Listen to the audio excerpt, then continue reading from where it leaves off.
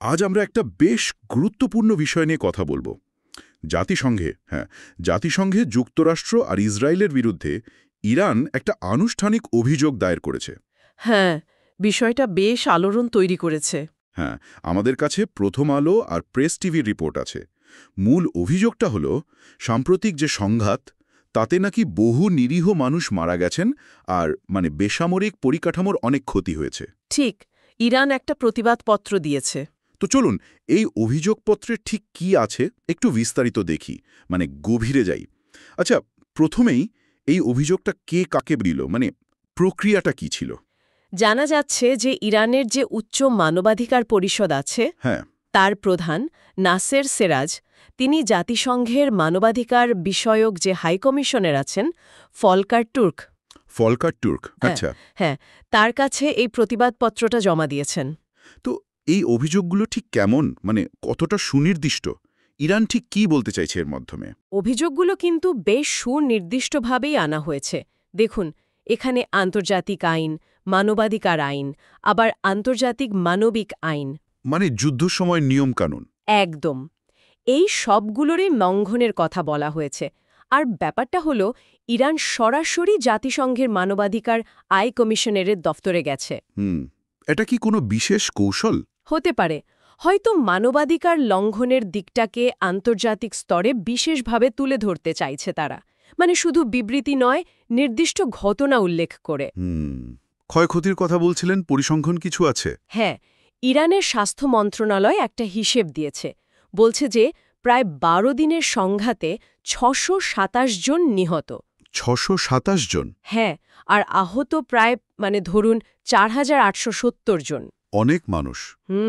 আর প্রতিবাদপত্রে কিছু নির্দিষ্ট জায়গার নামও বলা হয়েছে, যেমন ধরুন Islamic Republic of Iran Broadcasting, IRIBর সদর দফতর, রাষ্ট্রীয় সম্প্রচার মাধ্যম। হ্যাঁ। তারপর স্বাস্থ্যকেন্দ্র, কারাগার, বেশ কিছু আবাসিক এলাকা, এমনকি কয়েকজন পরমাণু বিজ্ঞানীর বাড়ির কথা উল্লেখ করা হয়েছে। পরমাণু বিজ্ঞানীদের বাড়ি? এটা তো বেশ অন্যরকম অভিযোগ। ঠিক, এটা নিঃসন্দেহে একটা গুরুত্বপূর্ণ পয়েন্ট। ইরান যে অধিকারগুলো লঙ্ঘনের কথা বলছে, তার তালিকাটাও বেশ লম্বা।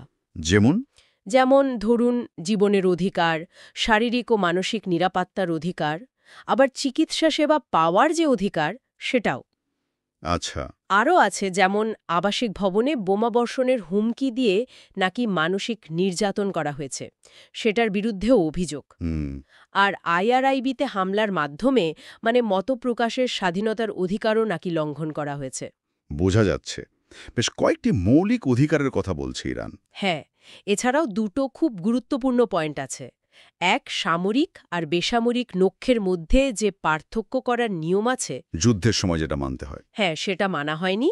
আর দুই, বেসামরিক লোকদের ক্ষতিগ্রস্ত কমাতে বা এড়াতে আগে থেকে যথেষ্ট সতর্কতা দেওয়া হয়নি। তার কোনো ওয়ার্নিং ছাড়া হামলা। অভিযোগটা সেরকমই। এই অভিযোগগুলো যদি সত্যি হয়, তাহলে তো এটা আন্তর্জাতিক নিয়মকানুনের খুবই গুরুতর লঙ্ঘন। তাহলে বিষয়টা দাঁড়াচ্ছে নির্বিচার হামলা, যাকে তাকে টার্গেট করা, বেসামরিক জায়গায় হামলা আর মানুষের বেশ কিছু মৌলিক অধিকার লঙ্ঘন করা। একদম। এটা তো শুধু কথার কথা নয়। ইরান তাহলে জাতিসংঘের মাধ্যমেই একটা জবাবদিহিতার চেষ্টা করছে। হ্যাঁ, এটা একটা আনুষ্ঠানিক পদক্ষেপ, একটা প্রাতিষ্ঠানিক কাঠামোর মধ্যে বিষয়টাকে নিয়ে আসার চেষ্টা। এর একটা ওজন তো অবশ্যই আছে আন্তর্জাতিক ক্ষেত্রে। কারণ এটা একটা সদস্য রাষ্ট্র সরাসরি জাতিসংঘের মানবাধিকার প্রধানের কাছে অভিযোগ জানাচ্ছে, নির্দিষ্ট ঘটনা, স্থান, আইনের ধারা সব উল্লেখ করে।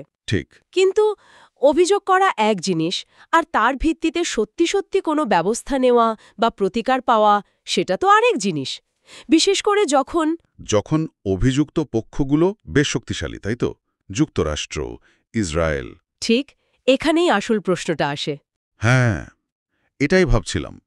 এত সুনির্দিষ্ট অভিযোগ পাওয়ার পর জাতিসংঘের মানবাধিকার হাই কমিশনারের দপ্তরের আসলে কতটা ক্ষমতা আছে? রিয়েলিস্টিক্যালি তারা কি এই অভিযোগের পুঙ্খানুপুঙ্খ তদন্ত করতে পারবে বা ধরুন কোনো ব্যবস্থা নিতে পারবে? এটাই মিলিয়ন ডলার প্রশ্ন, তাই না? হ্যাঁ, বিশেষ করে যখন অভিযুক্তরা এত প্রভাবশালী। এই ক্ষমতা বা প্রক্রিয়াটা ঠিক কেমন কাজ করে? বা আদৌ করে কিনা? এর উত্তরটা হয়তো সময়ই দেবে। এই অভিযোগের পর কি হয় সেদিকেই আমাদের নজর রাখতে হবে। একদম। ভবিষ্যতের ঘটনাপ্রবাহই হয়তো এর উত্তর দেবে। অনেক ধন্যবাদ আপনাকে। ধন্যবাদ।